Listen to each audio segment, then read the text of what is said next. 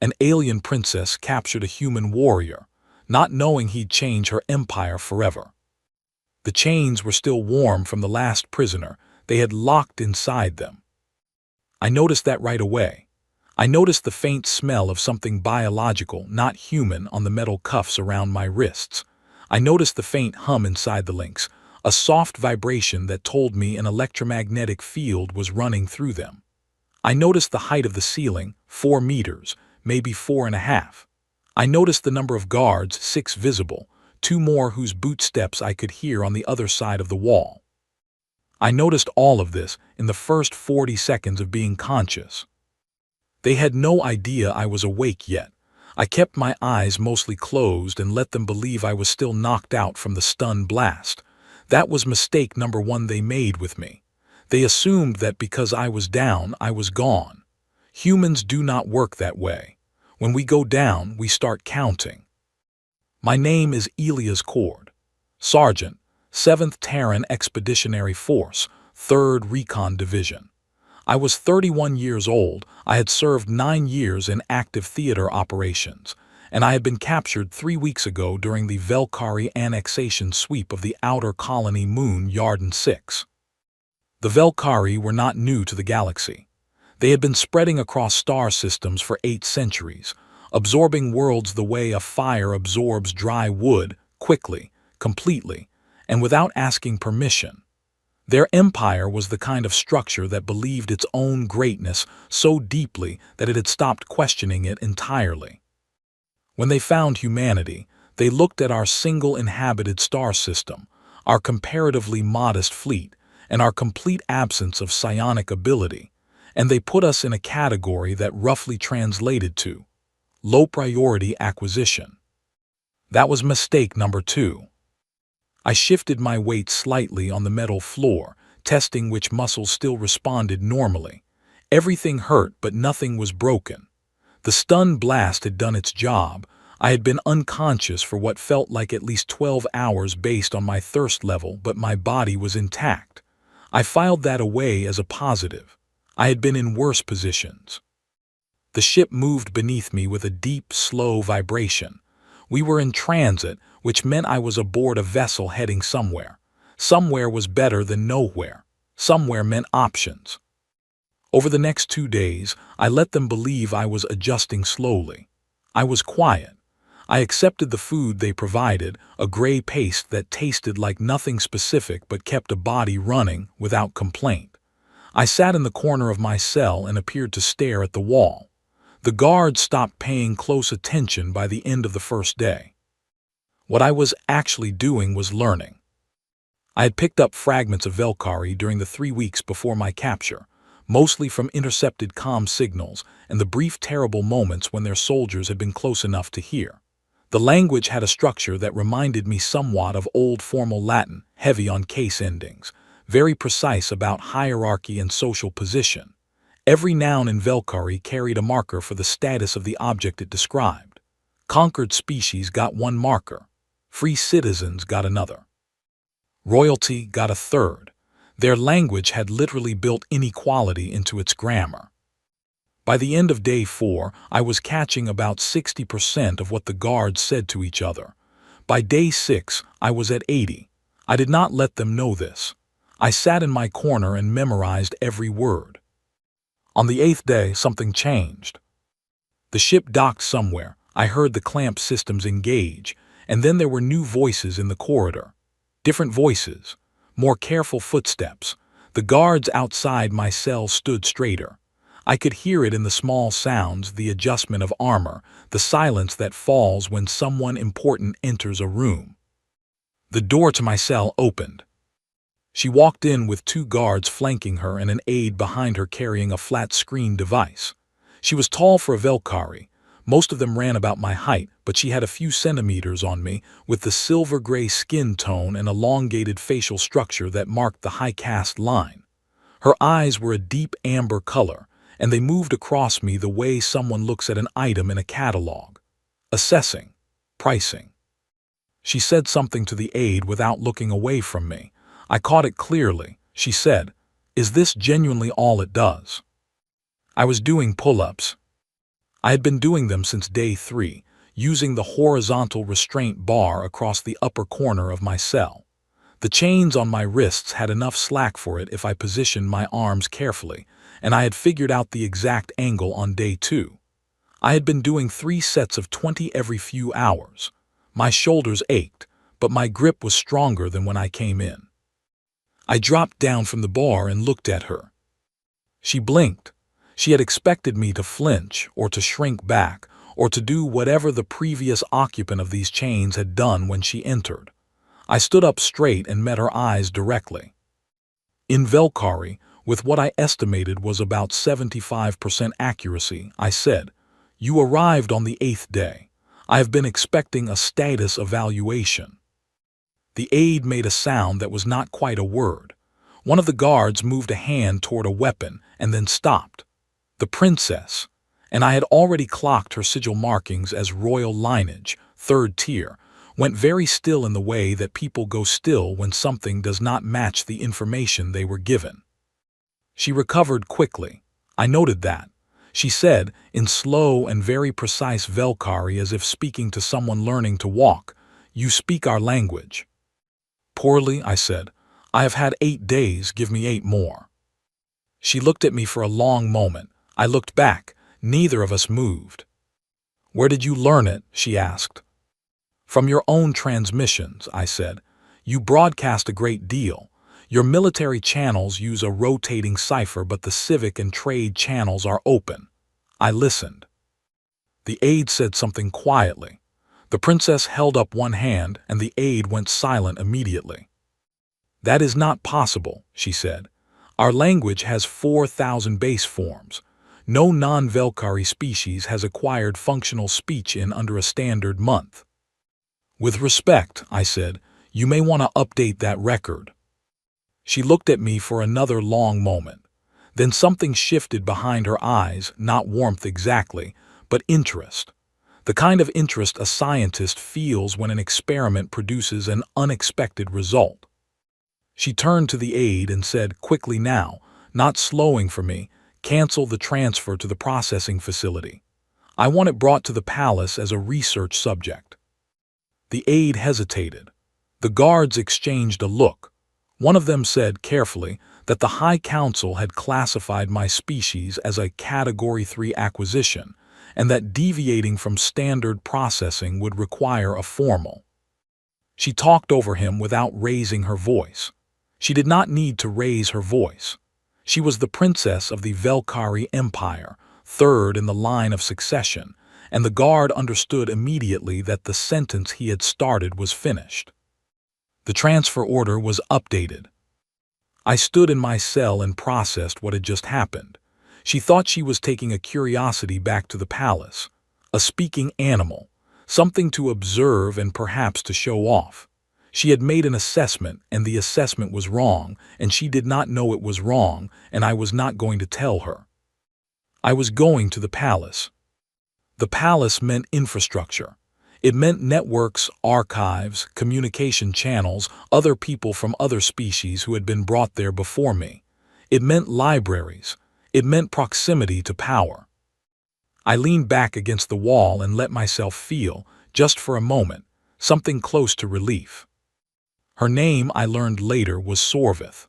Sorvith Velkar, princess of the 3rd line, commander of the 9th Annexation Fleet, daughter of Emperor Veth Velkar II. She had no idea what she had just walked into her home. I started planning on the way there. The transport to the palace took 14 days. I spent those 14 days doing 3 things: exercising, memorizing language, and mapping every sound the ship made. By the time we docked at the palace world of Velkar Prime, I could hold a basic conversation in their language. I was not fluent, but I was functional, and I was getting faster every day. When they brought me off the ship in chains that hummed with their dampener fields designed to stop species with abilities I did not have, I walked through the palace gate and looked up at 8 centuries of empire stacked in stone and metal above me. The guards were watching me for signs of fear. I was counting doors. There were 14 on the entry corridor alone. 3 of them had the kind of hinges that swung both ways. One of them, the fourth on the left, had a gap at the bottom that was wide enough to pass a folded piece of material under. I filed all of it away and kept walking. I did not know yet exactly what I was going to do. I did not have a complete plan, but I had something that the Velkari Empire, in 800 years of conquering the galaxy, had apparently never encountered before. I was a human being with time and a very good memory. That was going to be enough. The palace of the Velkari emperors was not a single building. It was a city inside a city, 40 separate structures connected by enclosed walkways and underground passages, spread across a plateau that overlooked the capital below. The outer walls were made from stone quarried on a world that no longer existed, a planet that had been mined hollow 3 centuries ago and then abandoned. The architects had placed information about that fact in a small panel near the main gate, as if they were proud of it. I read that panel on my second day and thought about it for a long time. They put me in a suite near the east wing, which was where Sorvith worked. It was not a cell exactly. There was furniture, a sleeping platform, a window that looked out over a garden, but the door locked from the outside, and the 2 guards stationed at the end of the corridor made clear that my movement was restricted. I could walk the east wing hallways between the hours of early light and evening bell. I could not go further without an escort. I could not leave the palace at all. I told myself that was fine. I had more than enough to work with. On the first morning, I asked one of the guards if there was a library. The guard looked at me the way people look at a dog that has suddenly asked a question. For study purposes, I said in Velkari, with what I hoped was a convincingly mild expression. The guard checked with a superior. The superior checked with someone else. Word came back, apparently, that the princess had authorized my access to the lower archive as a research accommodation, meaning she wanted to see what I would do with it. Fine, let her watch. The lower archive was 3 floors underground and smelled like old materials and filtered air. It had records going back 600 years, organized in a system that took me about 2 hours to decode. After that, I started reading. I read for 8 hours the first day. I read about Velkari history, their legal codes, their military structure, the 14 species they had absorbed in the last 2 centuries. I read the formal records of each annexation, dry, technical documents that describe the process of folding a living civilization into the empire the way a cook describes folding dough. I read about the species I had seen in the palace corridors, the ones doing the labor that kept the palace running, the ones the Velkari called the bonded class. The bonded class was not called slaves in any official document. The official term was integrated labor collective. The official term was a lie dressed in careful language, but the language was very careful indeed. I came back the next day, and the day after. By the end of the first week, Sorvith summoned me. Her working chamber was large and spare, not decorated the way I expected from royalty. There were no trophies, no display cases. There were screens covering 2 full walls, all of them showing different feeds, fleet positions, trade routes, population data. She was standing at one of them when I came in, studying a map of a sector I recognized as the outer expansion zone near human space. "You have been in the archive for 6 days, she said, without turning around. 7, I said. She turned then. She looked at me the way she had in the cell, that cataloging look, but there was something else in it now. Something that was almost a question. "What are you looking for?" she asked. "Understanding," I said. "Of what?" "Of this," I said, and I gestured at the room, at the screens, at the palace around us, at the empire it represented. She was quiet for a moment. Then she said, "The lower archive has 600 years of records. You are reading all of it." I read quickly, I said. That was not entirely accurate. I read quickly because I had learned to read quickly. It was a skill, not a gift, built over years of needing to process information faster than circumstances allowed, but explaining that felt unnecessary. She pulled out a chair and sat down, watching me with an expression that I was still learning to read. Valkyrie facial expressions were not identical to human ones, but there were overlaps. The slight tension around the eyes when something was surprising, the shift in posture when something was being evaluated. "You said something in the transport cell," she said. "You said you expected a status evaluation." "Yes." "How did you know to expect one?" "Because I would have done the same," I said. "You acquired something unusual. The next logical step is to assess it directly." She looked at me for a moment. "You speak of yourself as an object." "I speak of how I appeared to you," I said. "There is a difference." That landed somewhere. I could see it in the small pause before she spoke again. "The guards report that you have been speaking to the bonded staff," she said, "in their own languages." I had been, carefully, over many days. There was a Keth worker named Orvin who cleaned the East Wing corridors every morning. Orvin was from a species annexed 40 years ago, a quiet people with a complex language full of tonal variations. I had started with a simple greeting in Keth, a greeting I had found in the archive records, and Orvin had frozen in place, as if someone had fired a signal flare in the hallway. He had not heard his own language spoken aloud. He later told me, in over 2 years. "I have spoken to some of the staff," I told Sorvith carefully. "I find it useful for language practice." "They are not social companions," she said. "They are integrated labor." I chose my words very deliberately. "They work hard," I said. "I respect that." She blinked. The concept seemed to require processing. In Valkyrie society, the bonded class was infrastructure, present, functional, invisible. The idea of a high-status individual expressing respect toward them was not offensive, exactly, because it was so outside the existing framework that the framework did not have a category for it. "You find that meaningful," she said slowly, "expressing regard for workers." "Where I come from," I said, "it is considered basic courtesy." She looked at me for a long time after that. I waited. "Continue your archive work," she said at last. "I will arrange expanded access." I thanked her and left. On the way back to my suite, I passed Orvin in the corridor. He was working with a long-handled tool, cleaning a section of floor near a window. As I walked past, I stopped and said quietly in Keth, "Mourning is easier when it is shared." It was a Keth phrase for greeting a person you intended to work alongside. Orvin straightened very slowly. His eyes moved to the corridor entrance, checking for guards, and then back to me. He said in Keth, in barely a whisper, "Do you know what you just said?"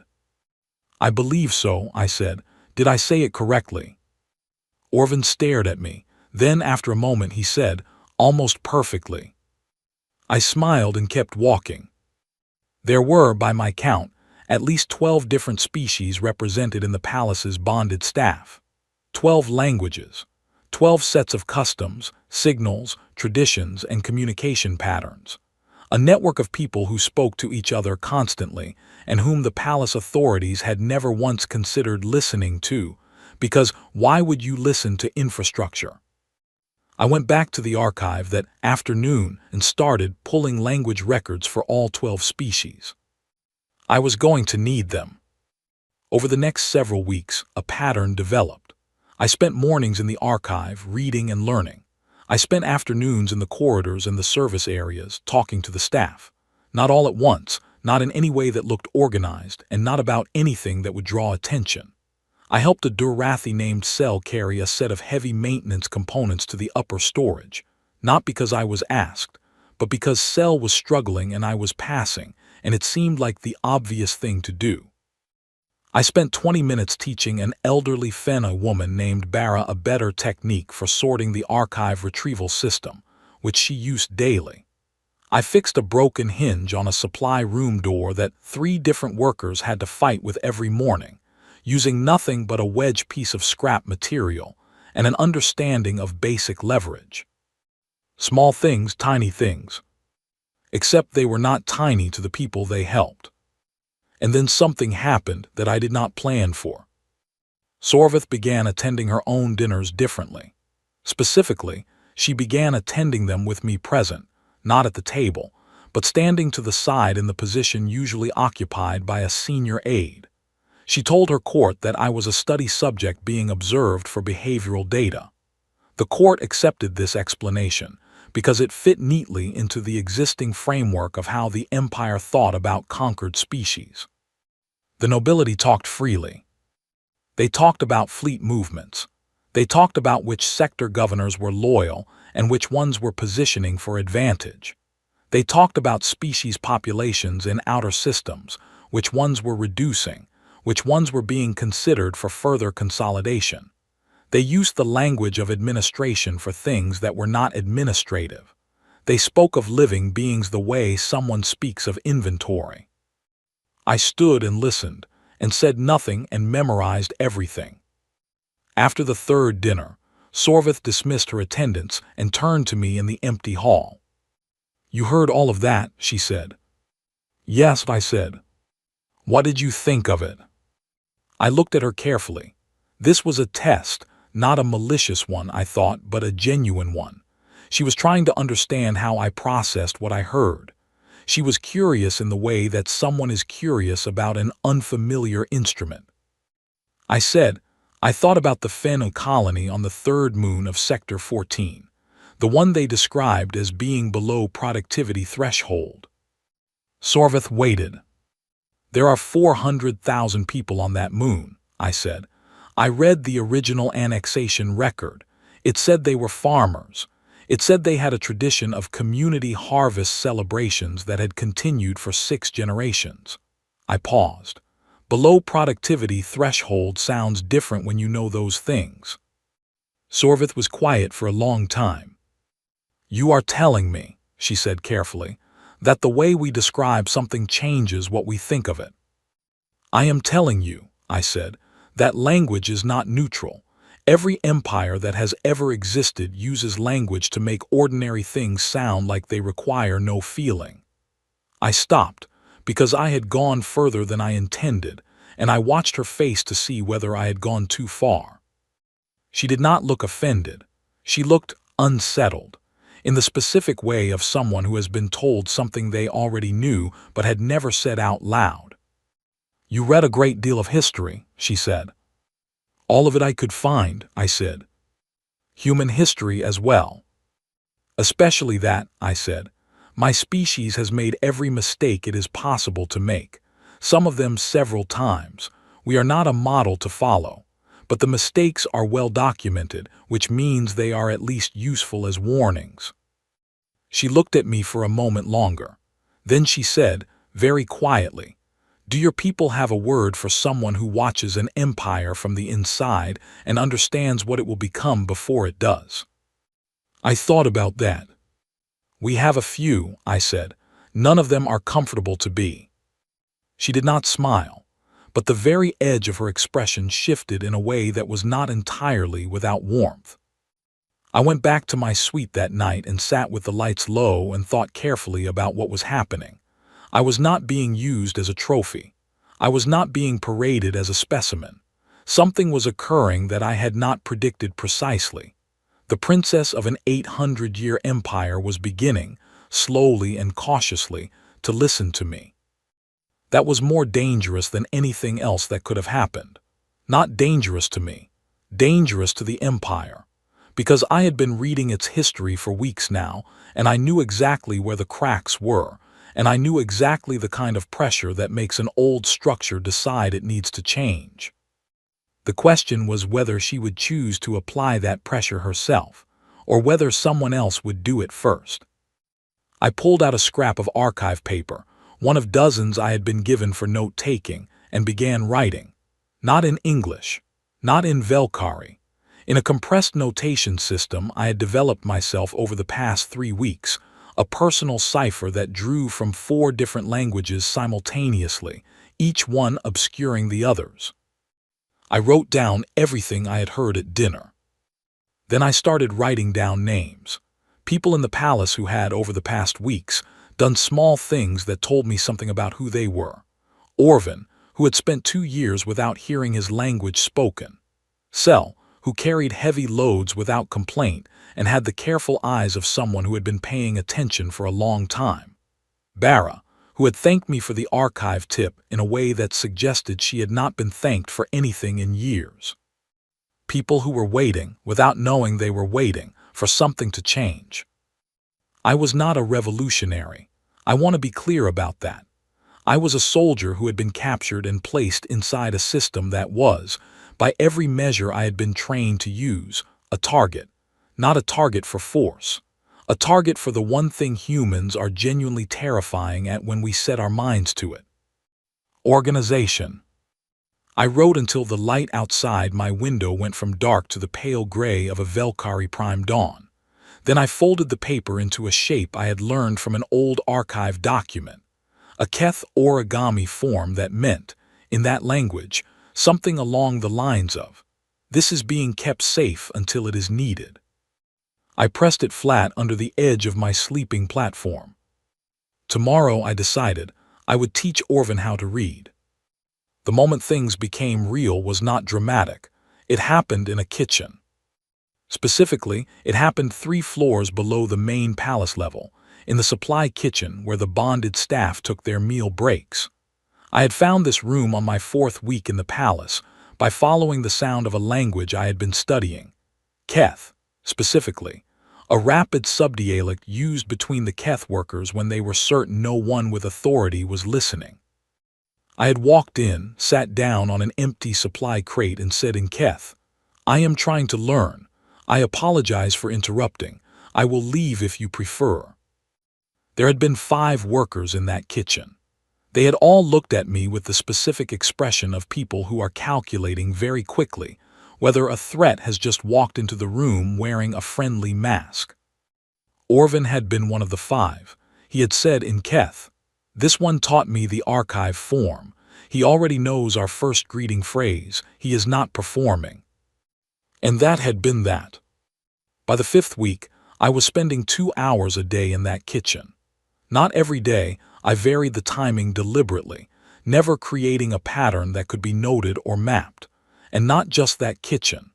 I had found 3 other informal gathering points used by different species of bonded staff in different wings of the palace. The thing I want people to understand about what I was doing is that it was not a campaign. It was not strategic in the sense of a military operation with objectives and timelines. It was simply what happens when a human being is placed inside a situation full of people who need things that are completely reasonable to need. Orvin needed to feel like a person, not a function. Sel needed someone to notice that he was carrying too much without complaining. A Fena worker named Dav needed someone to explain to him why his shift assignment had changed 3 times in 2 weeks without explanation. I found the reason in the archive, a clerical error in the duty roster, and fixed it by writing a correction note in the proper administrative form and leaving it at the assignment office. David looked at me when the next schedule came out correctly and said, in Feno, something that roughly translated to, "How did you do that?" I had said, "Paperwork." He had looked baffled.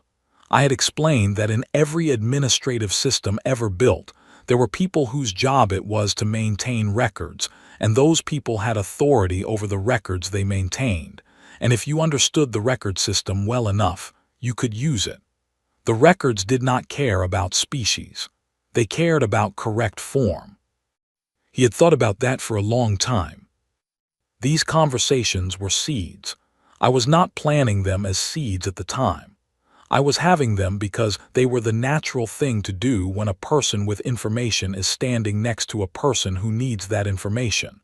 But looking back now, I can see what I was actually building. I was building the idea that things could be different. That is a more radical thing to build than it sounds. When you have lived your entire life inside a system that tells you certain things are fixed, that the hierarchy is natural, that the structure is permanent, that the position you were born into is the position you will die in, The idea that things could be different is not just unusual. It is almost incomprehensible. It feels like being told that the sky could be green. You do not reject it because it is threatening. You reject it because your mind has no shelf to put it on. The first shelf I built was literacy. I started with Orvin because he was already partway there. He had some exposure to written Velkari from his work duties, enough to recognize about 200 symbols. I found a corner of the lower archive that was rarely used and had no working surveillance sensors. I had mapped the sensor gaps in my first 2 weeks, and we spent 40 minutes 3 times a week on written language. Within a month, Orvin could read a standard palace administrative form. Within 2 months, he could write one. He told 2 other Keth workers. They asked me if I would teach them too. I said yes. The teaching spread through channels I did not create and could not fully track.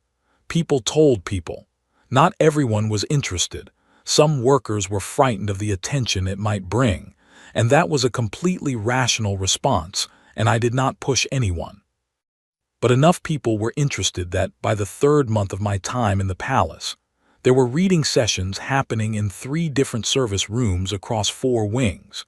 Using a simplified notation system I had developed that could be scratched into the back of a tile or written on a scrap of supply paper and mistaken for a cleaning mark. Nobody called it anything. It did not have a name. I had not given it a name on purpose. Names draw attention. Names become targets. What I had built did not need a name yet. It needed time. And then Sorvith called me to her chambers at an unusual hour, and I walked in to find her standing at her data screens with the look of someone who has just discovered a problem they do not yet have the right words for. "Sit," she said. I sat. "There is something happening in the palace," she said, still looking at the screens. "The staff behavioral patterns have shifted. Output metrics are unchanged. Compliance records are unchanged. But something is different." I said nothing. "The monitoring analysis cannot identify a cause," she said. "The senior staff supervisor has flagged it as a potential coordination pattern. He is recommending an investigation sweep." I thought very carefully about the next 5 seconds. "What kind of difference," I asked, "in the behavioral patterns?" She turned to look at me. "They appear," she said slowly, "to be more present. The attention indicators. The error rates are slightly lower. The response consistency is slightly higher." She paused. "The supervisor's interpretation is that this indicates early-stage resistance organization." "What is your interpretation?" I asked. She looked at me for a long moment. "I think," she said, "that something has changed in how certain staff members feel about their work." The room was very quiet. "Is that a problem?" I asked. Sorvith sat down across from me. She did not answer immediately, which was itself an answer of a kind. She was a person who could answer any question about fleet logistics, military doctrine, or imperial law in under 10 seconds. Questions about how people felt were a different matter. "It is not covered in any operational framework," she said at last. "No," I said, "it usually isn't." She looked at me steadily. "This is connected to you." "I have had conversations with some of the staff," I said, "about language, about work methods. I helped correct a scheduling error that was affecting a worker's rotations." "That is not supposed to be your function." "I know," I said, "but someone needed the correction and I knew how to make it, and it seemed like the useful thing to do." She was quiet again. The screens behind her showed fleet positions, trade figures, population density maps. 800 years of empire, rendered in clean lines of light. "You treat them as individuals," she said. It was not an accusation. It was the sound of someone identifying a pattern they had not noticed before. "They are individuals," I said. "That is not the operational designation." "No," I said, "but it is the accurate description." Sorvith leaned back slightly. She had the look now that I had started to recognize. The look she got when something I said knocked against a framework she had built a long time ago, and the framework was responding with small vibrations. "My supervisor wants to run an investigation," she said. "If he runs it, he will find the reading sessions. He will consider them a violation of the integration protocols. The protocols specify a correction response." The word correction in Velkari law carried an implication that I did not want to sit with. I met her eyes. "Will he run it?" I asked. She looked at me for a very long time. "I have not authorized the sweep," she said finally. "I am reviewing the flag personally. That review will take time." I understood what she was doing. She was creating a gap, a delay in the process, not enough to be suspicious, not enough to constitute a formal override, but enough. "Thank you," I said. She shook her head slightly. "Do not thank me. I do not know why I am doing this." She looked genuinely uncertain, which was the most unguarded I had ever seen her. "I understand the regulations. I understand what the protocols are designed to protect. But I look at the behavioral data and I think about what it means, that the staff are functioning better, that error rates are lower, that something has made them more present, and I cannot identify a reason why that should require a correction response." "It should not," I said quietly. "With respect, it should not require correction at all." She looked out the window at the palace grounds below. The lights of the capital city were visible on the horizon. "My ancestors built this empire," she said. 800 years of expansion and consolidation. It is the largest political structure in this region of the galaxy." "I know," I said. "And you are telling me," she said, "that it is built on something that does not hold." "I am telling you," I said carefully, "that every empire I have ever read about, and I have read about a great many, eventually arrives at a moment where it has to choose between the thing it was built to be and the thing it could become. Some of them make that choice well. Most of them do not." I paused. "The ones that do it well usually have someone inside who asks the right questions early enough." She was still looking out the window. "What are the right questions?" she asked. I thought about that. "The first one," I said, "is whether the people who hold this place together have been treated as if they matter, not as a policy, as a fact."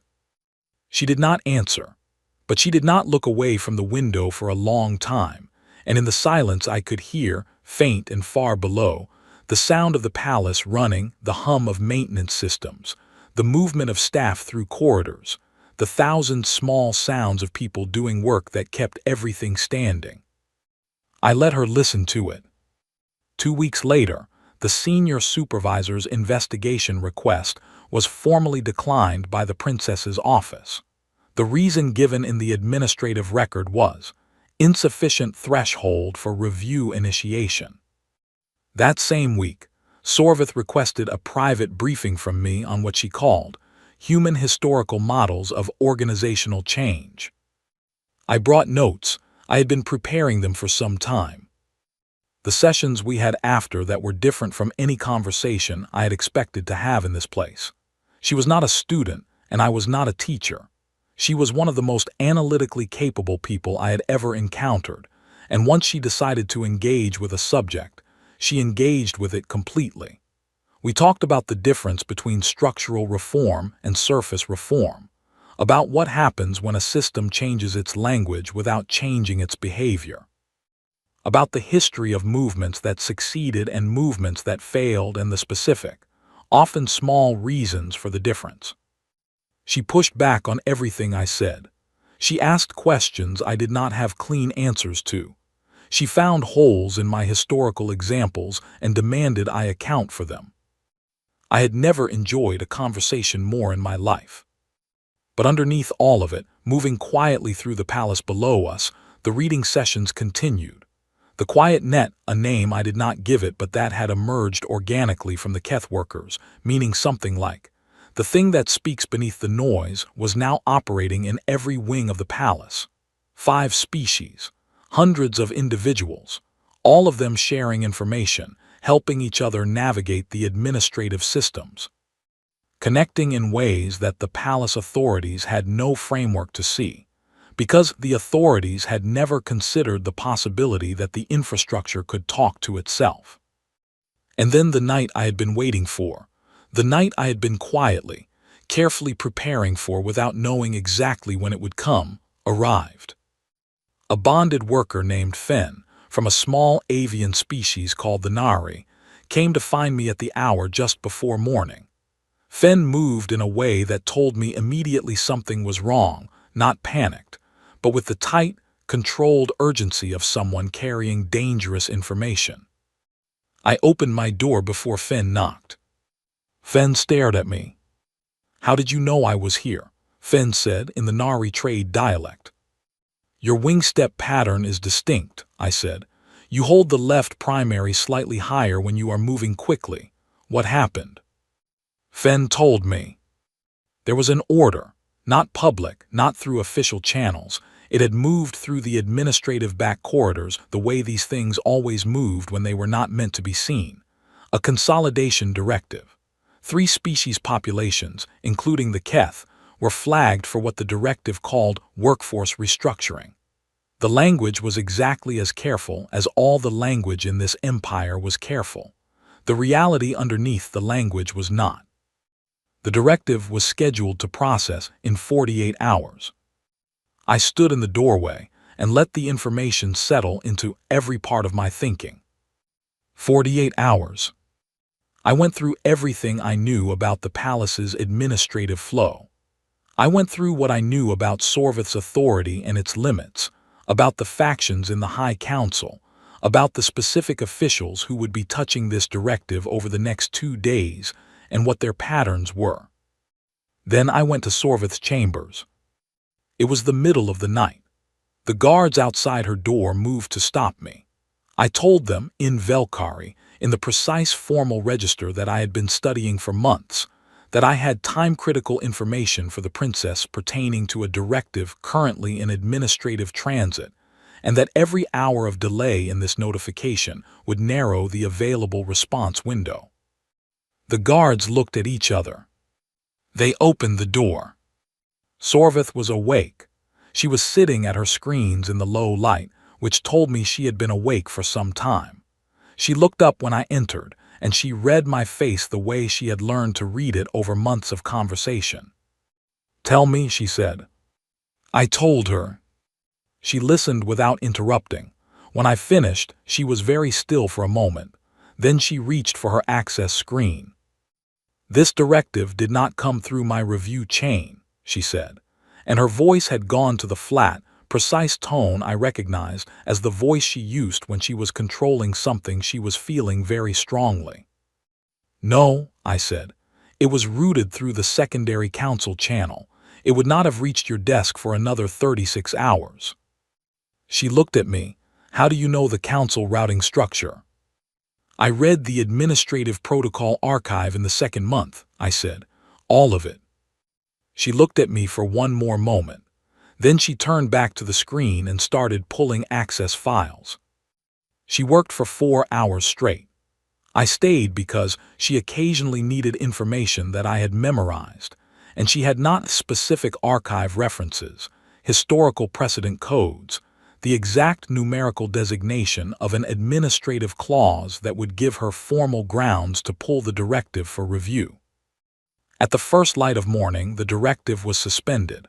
Not canceled. She did not have the unilateral authority to cancel it, but suspended, pending a formal review that she personally controlled, with a stated review window of 90 days.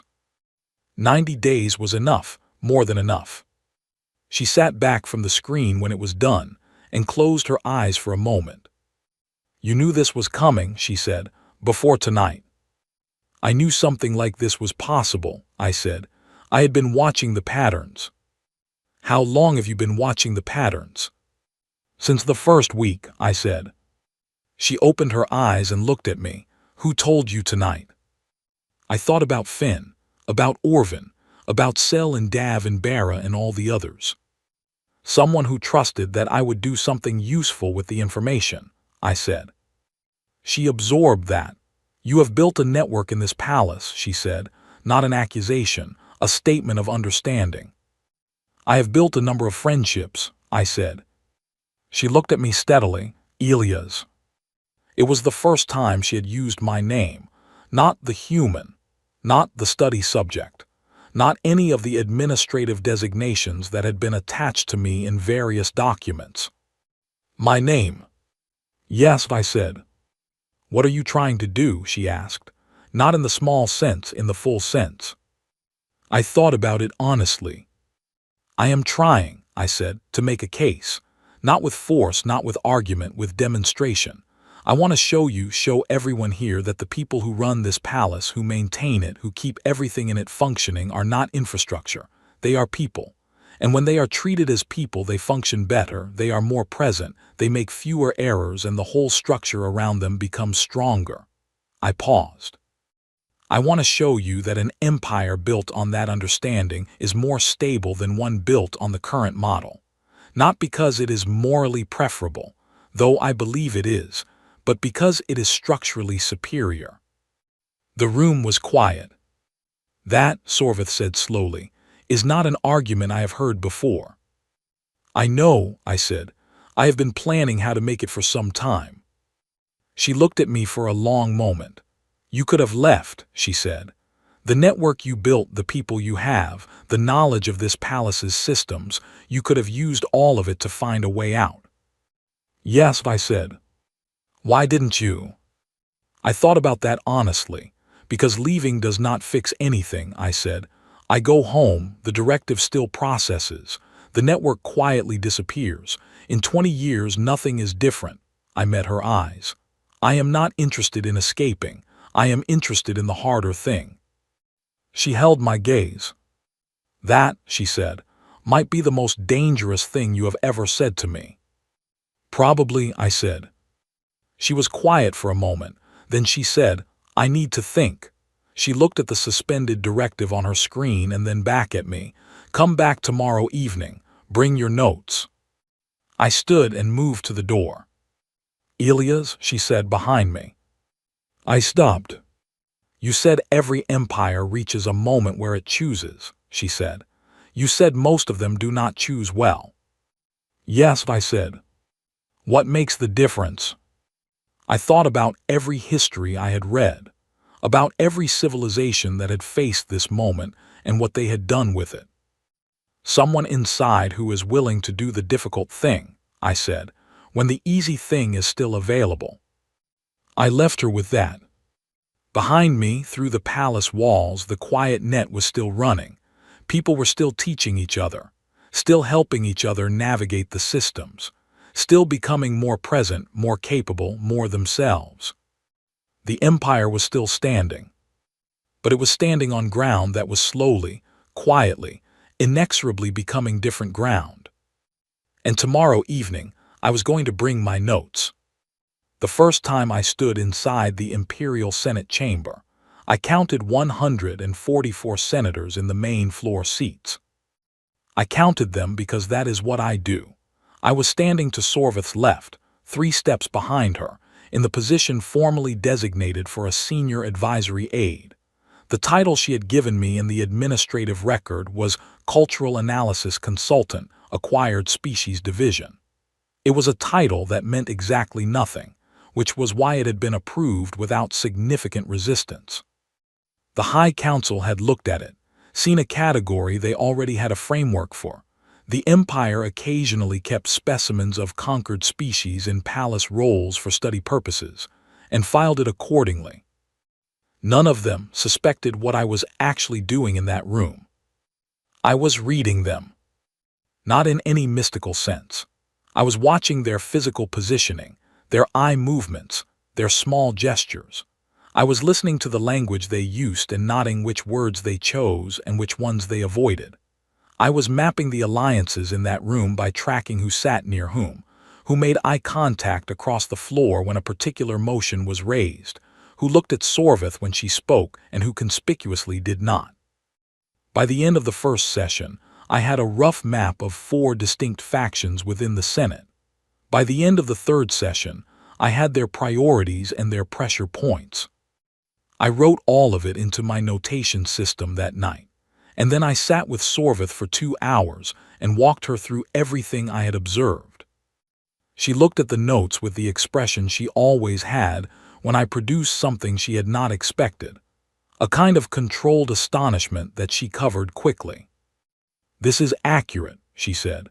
"This aligns with intelligence assessments I have access to that took 6 months to compile." "You watched the same room," I said. "You had the same information. You were just looking at the policy, not the people." She was quiet for a moment. "How do you know where to look?" "Practice," I said, "and a species' history of needing to understand rooms quickly." I paused. Humans spent a very long time being physically smaller than most of the things that wanted to hurt them. Reading an environment fast became important. She looked at that for a moment with something that was almost a smile. The reform platform I had been drafting for the past 2 months was ready. It was 70 pages of precisely constructed argument, drawing on 600 years of Velkari legal precedent that I had found in the archive. Precedents the current Senate had largely forgotten because they were inconvenient. Every proposal was framed not as a radical departure, but as a return to original legal principles, a restoration of protections that had eroded through a series of small procedural decisions made over 3 centuries. I had found those decisions in the archive. I had traced every one of them. I had created a legal map that showed, step by step, exactly how the current integrated labor system had developed not from any founding principle of the empire, but from a series of administrative shortcuts taken during expansion periods. It was not a new empire I was proposing. It was a more accurate version of the old one. That was the key. I had learned this from human history, specifically from the long record of reform efforts that had succeeded versus those that had failed. The ones that failed usually came in from the outside and said, "Your whole system is wrong and needs to be replaced." The ones that succeeded usually came from the inside and said, "Your system has drifted from its own stated values, and here is how to bring it back." The second approach is harder to reject. You cannot accuse it of being an attack when it is using your own language, citing your own foundational documents, appealing to your own stated principles. The senators who opposed Sorvith's reforms would need to argue, in public, against clauses from their own empire's constitution. I had made that the only available ground for the argument. Sorvith read the platform in one sitting. She did not speak for a long time after. "This is not what I expected," she said. "What did you expect?" I asked. "I expected you to argue for the abolition of the integrated labor system." "That is the conclusion," I said, "but the platform does not start there. It starts with the administrative record of 312 years ago, when the first labor classification statute was passed during the third expansion period. It starts with the legal text. It starts with what your own founders wrote." She looked at a particular page. "This clause," she said, "from the original imperial charter, about the dignity of persons under imperial authority." "It was never revoked," I said. "It was never formally superseded. It was simply quietly not applied." She looked up at me. "How did you find this?" "I read everything in the lower archive," I said. "And then I read the upper archive, which your aide was kind enough to request access for on my behalf after the 3rd month." She looked at me steadily. "You have been building this," she said, "since the first week." "I have been building it since before I arrived," I said honestly. "I have been a soldier for 9 years. I know how to prepare for a position before I enter it. I did not know the specifics, but I knew that if I was going to end up inside an empire for any significant period of time, the most useful thing I could do was learn it well enough to help someone change it from the inside." I paused. I just needed to find the right person. She was quiet for a moment. "And I am the right person." "You asked the right questions," I said. "You opened a door when it was easier to keep it closed. You suspended a directive when a different person would have let it process. You have done these things before you had a complete plan, which is the harder way to do it. I met her eyes. Yes, you are the right person. Then the High Council moved. I had been expecting it. I had mapped the faction timelines carefully, and I knew that the reform platform circulation, Sorvith had shared it with 12 trusted senators, would reach the council within 10 days of its distribution. It reached them in 8. The emergency session notice arrived at Sorvith's office on a standard morning. It cited procedural grounds, a formal challenge to her authority to introduce reform legislation without council pre-approval, which was a use of an administrative clause that had not been invoked in over a century. Sorvith read the notice. She set it down. She looked at me. They are going to try to remove me from the succession line, she said, on procedural grounds. Yes, I said. Can they succeed? Technically, yes, I said. If 2/3 of the council votes to invoke Article 14 of the Succession Protocol, they can suspend your legislative standing pending a review. The review process takes approximately 6 months, during which time the reform platform cannot move forward. And the directive we suspended would process, she said, before the review ends. Yes, I said. She was quiet. However, I said, and I put a data folder on her desk. The evening before the emergency session notice arrived, the Quiet Net, the information network that has been operating in this palace for 5 months, went active in a way it has not before. She looked at the folder. 12 sector governors, I said.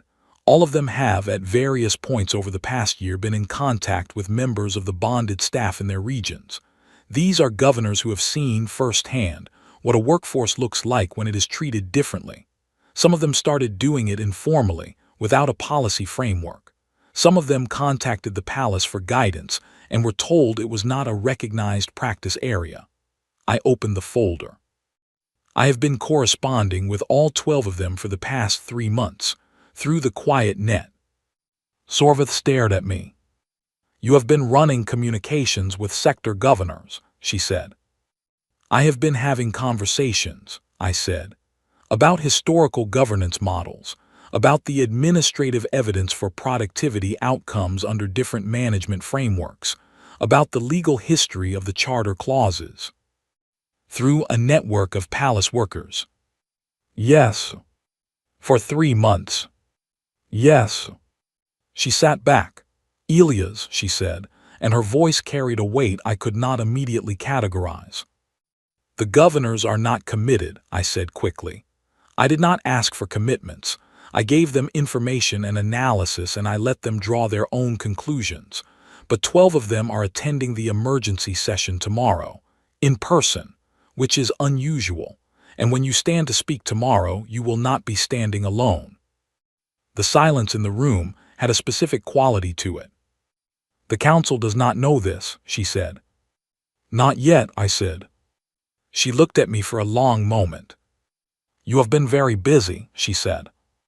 I had a lot of reading time in the beginning, I said. She almost smiled. The next morning, when Sorvith stood in the Senate chamber, and the council invoked their procedural challenge, I watched from the gallery above. I watched the chamber fill. I watched the 12 governors take their seats in the observer gallery that were technically available to any regional administrator, a provision that the council had clearly not checked before filing the session. I watched the council representative stand and begin reading the procedural clause.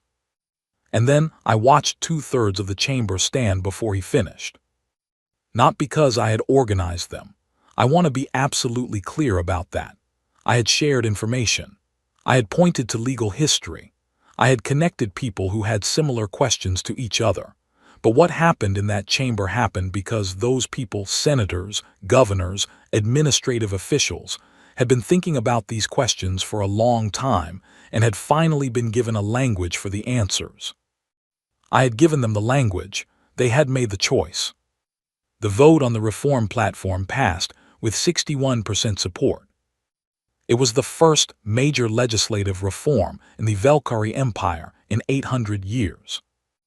I stood in the gallery and watched it happen and felt something that I have never been able to name exactly. Not triumph, not relief, something quieter than both of those. The feeling of watching a very large, very heavy thing begin slowly to move. The old senator on the floor who looked up at me, I saw the look from across the chamber, and it stayed with me. I did not know what it meant. Possibly it meant hatred. Possibly it meant something harder to name than hatred, the recognition, in an old person who has lived for a long time inside a system they built, that the system is changing and they cannot stop it, and they are not certain they should try. I looked back at him. I nodded once. He looked away. Below me, the Senate chamber was already beginning the procedural work of implementing what it had just voted for. The procedural work of changing an empire was, as always, mostly paperwork. I found that appropriate. Somewhere in the palace below, the quiet net was still running. They offered me a formal seat on the Transitional Council on a clear morning, in what the Velkari calendar called the season of second wind. Sorvith delivered the offer herself, in the private meeting room we had used for most of our planning sessions over the past year. The room had acquired, over many months, the specific character of a space where difficult conversations happen, a water vessel on the side table, note materials always available, both chairs worn in from frequent use. She placed the formal offer document on the table between us. I looked at it, I did not touch it. I am honored, I said, genuinely. But, she said, she had learned to hear my buts coming. But it should not be me, I said. The council needs to be Velkari. It needs to include representatives of the bonded species. It needs the voices of the people who have been living inside this system for generations, not the voice of someone who arrived 14 months ago with an agenda and a good memory. I looked at her. I was useful in the beginning because I was outside the system. Once I am formally inside it, that usefulness ends. And my being on the council would give the opposition something real to argue with, that the reform was driven by an outsider, by a conquered species with interests of its own. I am not going to hand them that.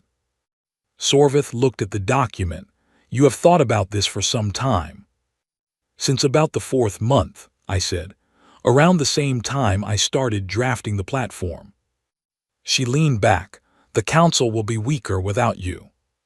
It will be more legitimate without me, I said, which means it will be stronger in every way that lasts. She was quiet for a moment. You are very stubborn. It is a species trait, I said. I apologize in advance.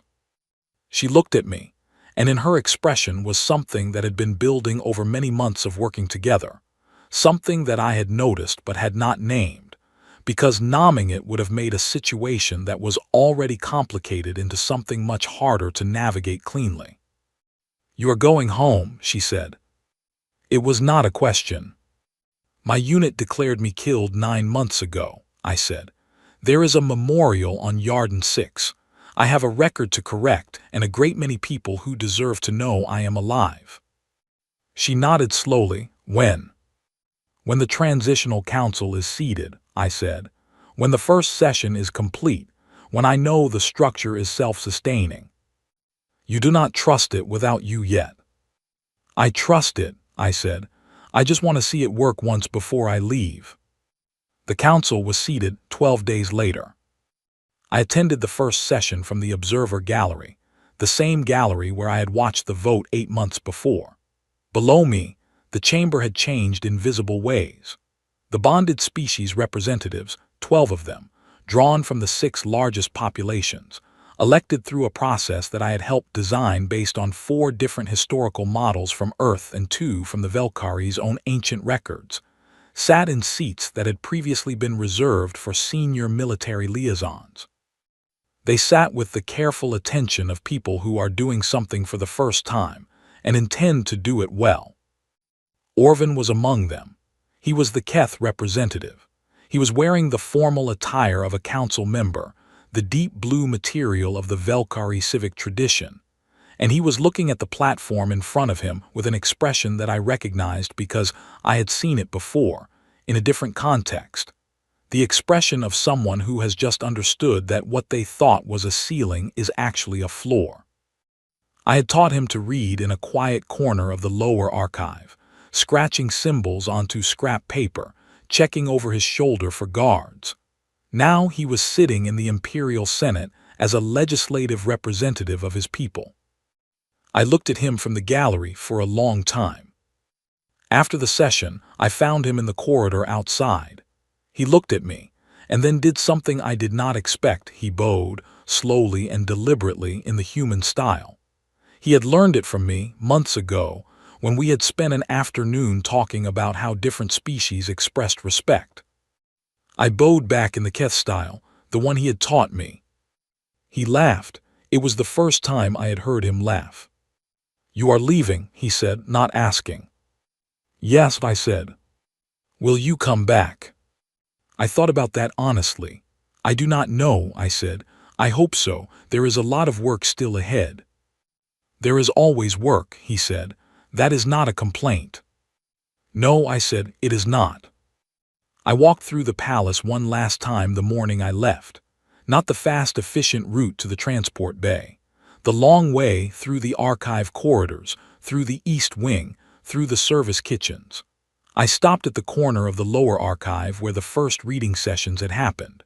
The scrap paper was long gone, but the table was still there, the same supply crate pulled up beside it.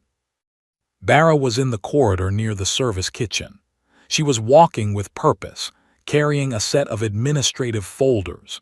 She had taken a position in the new council's record-keeping office, a role that had been created specifically because someone who had been maintaining archive systems for 12 years was exactly the right person for it. She saw me and stopped. "Leaving today," I said. She nodded. She said something in Fenno that took me a moment to parse. My Fenno was functional but never as fluid as my Keth had become. She said, "The house stands because of how the stones hold each other." It was a Fenno proverb. I had read it in the archive, in a text about traditional Fenno architecture. It meant, roughly, that a structure is held together not by the force of any one piece, but by the relationship between all of them. "I know that proverb," I said. "I know," she said. "You found it in the archive and you told it to Orvin, who told it to Sel, who told it to me." She paused. "It traveled through 12 people before it came back to you. That is how we have been working for the past year." I thought about that. 12 people. One proverb traveling in a circle and coming back changed by the journey. "That is a good system," I said. "It is our system now," she said and walked on. The transport was waiting at the eastern landing platform. Sorvith was there. I had not expected that. She was standing at the edge of the platform, in her working clothes rather than any formal attire, looking out at the capital city below. The morning light made the buildings look almost warm. She heard my steps and turned. We had said most of what needed to be said in pieces over the past months. There was not, I found, very much left that needed to be added. The conversations had been complete in a way that few things are. She said, "Your debriefing officers will have many questions." "I expect so," I said. "I have been thinking about the answers." "What will you tell them?" I thought about the 14 days on the transport from the prison barge, counting doors and making plans. I thought about the palace archive and 8 hours a day of reading. I thought about Orvin's first correctly written form and Bara's proverb traveling through 12 people and coming back. I thought about the Senate chamber and 61% of the vote and the old senator looking up at me from the floor. "I will tell them the truth," I said, "that the Velkari Empire is currently in a transition period, that the transition is being managed by capable people who have a solid structural plan and 12 sector governors who are already implementing early versions of the new labor framework, that the legal foundation is sound because it is based on the empire's own charter documents."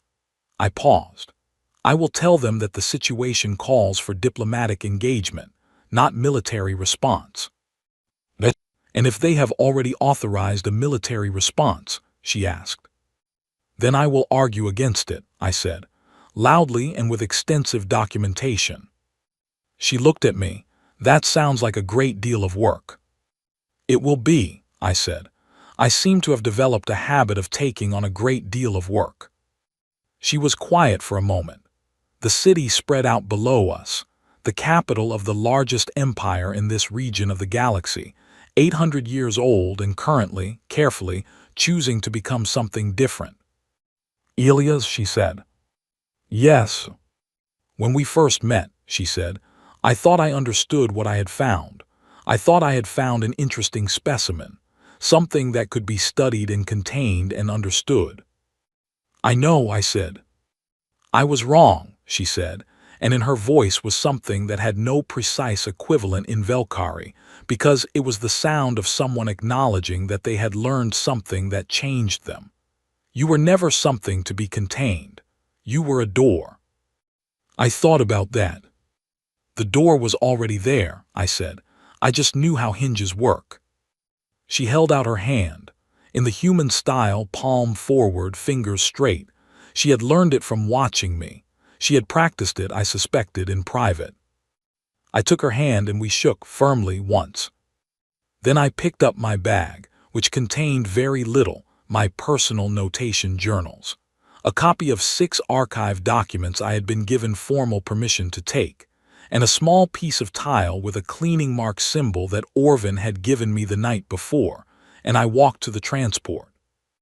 The pilot was a young Velkari officer who had been assigned the route as a fairly routine transport job.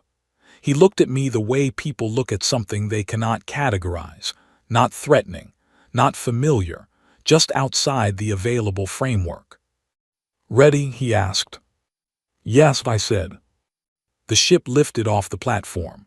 I watched through the viewport as the palace shrank below us, then the capital city, then the whole of Velkar Prime, a planet, a seat of empire, a place I had entered in chains and was leaving under my own terms. In the distance, the star the Velkari called the Eternal Light caught the edge of the ship's wing and threw a long beam across the viewport. I looked at it for a moment. Then I opened my notation journal and started writing the summary I would need when I arrived home. There was a great deal to cover. I started from the beginning, from the prison barge, from the chains that were still warm, from the first 40 seconds of paying attention. I wrote for most of the journey. At the top of the first page, in clear plain English, I wrote 4 words that I knew would generate a great many follow-up questions, and that I was completely prepared to answer. First contact, outcome favorable. The stars moved past the viewport in long, quiet lines. I wrote everything down. Every empire that has ever stood was built by people who believed the standing was permanent.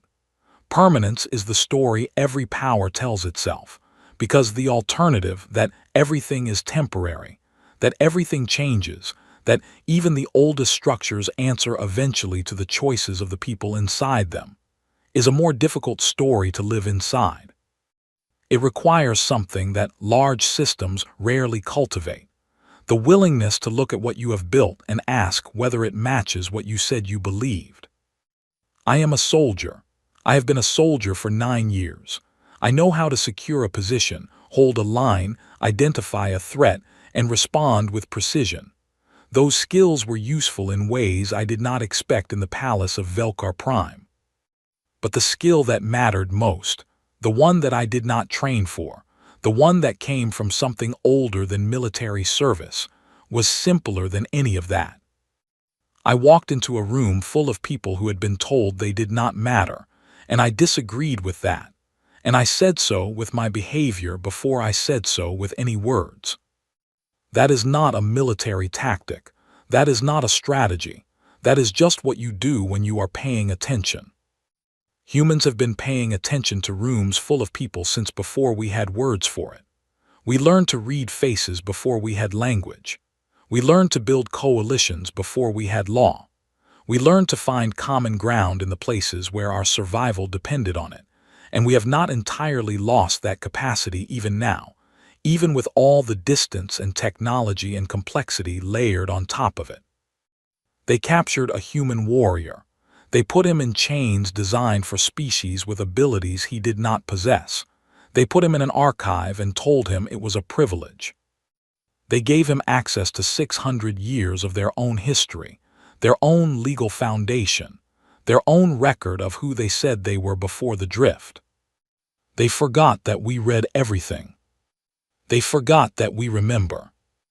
They forgot, and this is the part that I think will take the longest for the next empire, and the one after that, to truly understand that when you put a human being in a room with a problem, we do not see a wall.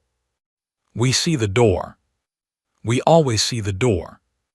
The transport broke through the outer atmosphere of Velkar Prime, and the stars came fully into view, a vast open field of light, ancient and indifferent and full of worlds that were still making their choices. I closed my journal.